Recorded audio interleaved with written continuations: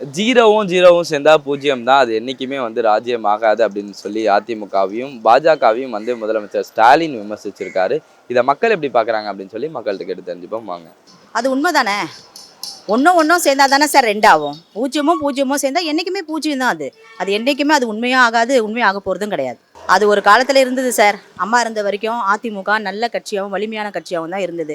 இன்றைக்கி அதை கூறு போட்டுட்டாங்க சார். இப்போதைக்கு அந்த கட்சியில் வலிமையானவங்கன்னு யாருமே கிடையாது. இப்போ அது பூஜ்ஜியமாக தானே சார் நிற்கிது. அதை நம்பி நாங்கள் எப்படி சார் ஓட்டு போட முடியும்? அதை நம்பி நாங்கள் அவங்க பின்னாடி எப்படி சார் போக முடியும்? எங்களுக்கு அது பூஜ்ஜியம் தான் சார். அது நாங்கள் அதில் போய் நின்னாலும் நாங்களும் பூஜ்ஜியம் ஆகிடுவோம். அதனால் எங்களுக்கு அந்த கட்சியே வேண்டாம் சார். அவர் சொல்கிறது 100க்கு 100 உண்மை தான். பாஜக எந்த நேரத்துலையும் எவ்வளோ காலம் ஆனாலும் தமிழ்நாட்டில் கால் பதிக்க முடியாது. எடப்பாடி ஐயா அவர்களையும் சேர்த்து தான் சொல்லியிருக்காரு. அவர் பூஜ்ஜியம் சேர்ந்தாலும் 0 தான் அது.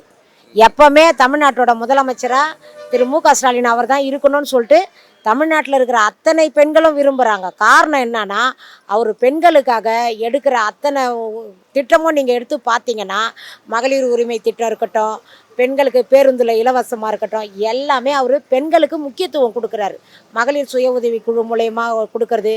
இப்போ நான் வந்தது கூட குழு மீட்டிங்காக தான் நான் வந்தேன். இந்த இடத்துல வந்து நான் வந்திருக்கேன். எங்களுக்கு அந்த மாதிரி நாங்கள் பொருளாதாரத்தில் முன்னோக்கி போகணுன்னு சொல்லிட்டு அவர் பல திட்டத்தை வந்து பெண்களுக்காகவே உருவாக்குறாரு.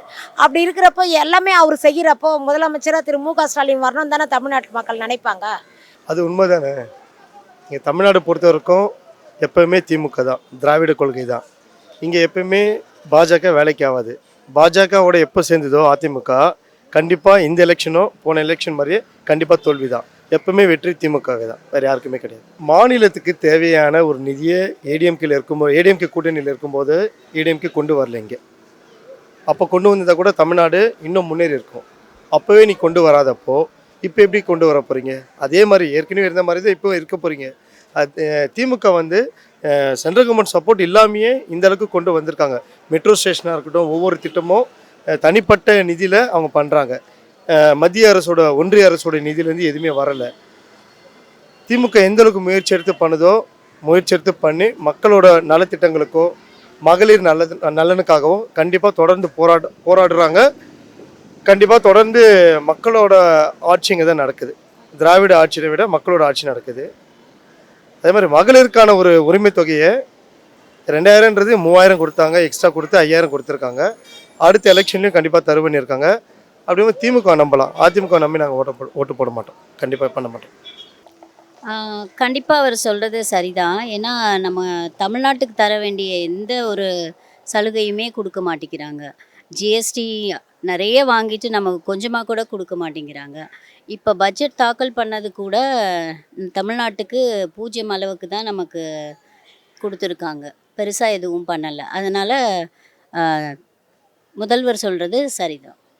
இன்றைக்கு இருக்கக்கூடிய தமிழகத்தில் இருக்கக்கூடிய இன்னைக்கு நிலவரம் என்னவென்று சொன்னால், பிஜேபியோடைய ஆதரவாக இன்றைக்கு தமிழகத்தில் இருக்கக்கூடிய அதிமுகவுடைய பாம்பாட்டி பழனிசாமி அவர்கள் இன்றைக்கு அவர்களோட ஆதரவு செய்து அவர் இப்படி தான் கையாட்டுவார். பாம்பாட்டி பழனிசாமி அவருக்கு நான் பேர் வைத்திருக்கிறேன்.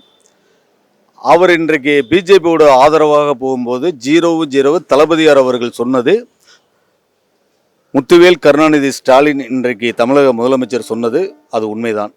அதே போல் இன்றைக்கு இருக்கக்கூடிய தமிழகத்தில் இருக்கக்கூடிய சூழல் என்னவென்று கேட்டால், மக்கள் வந்து பட்டி தொட்டி எல்லாமே இன்னைக்கு திராவிட முன்னேற்ற கழகத்தை தளபதியை ஏற்கனவே இருந்த அமைச்சர்கள் பெருமக்களாக இருந்தாலும் சரி, ஏற்கனவே இருந்தக்கூடிய முதலமைச்சர்கள் அம்மையார் ஜெயலலிதாவாக இருந்தாலும் சரி, முத்துவேல் கருணாநிதி ஸ்டாலின் இருந்தாலும் சரி, அதற்குரிய காமராஜர் ஐயாவாக இருந்தாலும் சரி, அண்ணாவாக இருந்தாலும் சரி, அதையெல்லாம் தாண்டி இன்னைக்கு தமிழகத்தில் பட்டி தொட்டி எல்லாமே இன்னைக்கு தளபதினா மு.க. ஸ்டாலின் தான் மீண்டும் தமிழகத்தில் ஆட்சி அமைக்க வேண்டும் என்று திட்டவட்டமாக ஒட்டுமொத்த தமிழகமும் இன்னைக்கு குரல் கொடுத்து இருக்காருங்க.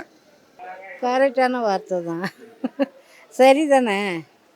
இவரெல்லாம் யாரும் ஸ்டாலின் சாரை ஒன்றும் பண்ண முடியாது. ஏன்னா அவர் ரொம்ப கஷ்டப்பட்டார். சும்மா வரல. அவர் இளைஞர் அணியாக இருந்து மாணவர் அணி, வர்த்தக அணி எல்லா அணியும் பார்த்துட்டு தான் நிர்வாகத்துக்கு வந்தார். அவங்க அப்பா கூட 50 வருஷம் சர்வீஸ் இருக்குது. அவர் எல்லாமே அவங்க அப்பா கற்றுக் கொடுத்தது. அவர் வந்தாருன்னா ஒரு கெட்டது யாருக்கோ பண்ணுறாருன்னா எல்லாமே கெட்டதாகிடுது. நல்லதும் பண்ணுறாரு இல்லையா, நல்லதை எடுத்துக்க வேண்டியது தானே. 9 நல்லது பண்ணி ஒரு கெட்டது பண்ணோம், அதையே 10 தடவை பேசக்கூடாது. அவர் இன்னும் அப்படி பண்ணிடுறாரு. எல்லாரும் வரவங்க சம்பாதிக்கணும் தான் வராங்க. இவர் சம்பாதிக்கணும் இல்லை, இவருக்கு ஆல்ரெடி நல்லா தான் இருக்கிறாரு. இவர் எடுத்துன்னு போகிறது கிடையாது. ஏழைங்களுக்கு கொடுத்தாக்கா அதுக்கு ஒரு கதை சொல்கிறாங்க. இப்போ 5000 கொடுக்குறாரு, இதை 3 மாதம் இல்லை, நாங்கள் 5000 உடனே செலவு பண்ணிடுறோம். இப்போ 1000 ரூபாய் வருது எங்களுக்கு கைவிட்டு போகுது 2 மாதத்துக்கு. அப்போ எங்களுக்கு நெருக்கடி தானே. நாங்கள் என்ன பண்ண முடியும்? அந்த 5000 கொடுத்து தான் உடனே அதுக்கு ஒரு கம்ப்ளைண்ட் பண்ணி ஃபஸ்ட்டு காசை எடுங்கோன்ற அளவுக்கு ஆயிடுச்சு. விட்டா போயிடும். ஏன் அப்படி பண்ணுறாங்க? அவங்களும் கொடுக்க மாட்டாங்க, கொடுக்குறேன் தடுத்தா எப்படி?